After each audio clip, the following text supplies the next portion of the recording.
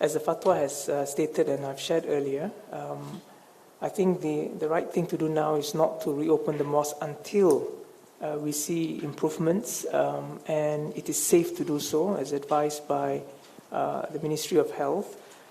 So we must be prepared for all scenarios, whether it's a very prolonged closure or whether it's a short closure. What is important for us is to prepare the community as well to adapt to these changing circumstances. So Ramadan, if it goes into Ramadan, then Ramadan will certainly be very different, because we are very accustomed to Ramadan centered around our mosque, whether it is the iftar or the breaking of fast, the Tarawih prayers and so on. So our message to the community right now, it's a similar message. We perform our prayers, now we're not able to do it in our mosque, we do it at home, even in congregations with our family.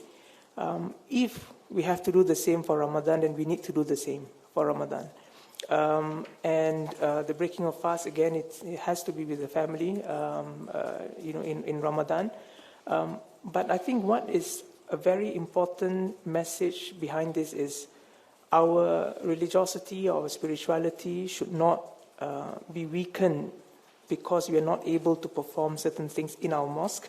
I think we have emphasized this a couple of times, that when we adapt and when we use a new opportunity, even in a different circumstance, to continue to be good Muslims, that in itself is a very important contribution, because at the same time that we're doing that, we are also protecting ourselves and society from harm and danger. So it is double the effort. So our message is, yes, it will affect us. We must be prepared for something different if it prolongs. But we must also take heart that we are actually, at the same time that we are practicing the normal things that we do in Ramadan, we are also trying to overcome a real challenge with patience, with perseverance, and with our ability to adapt.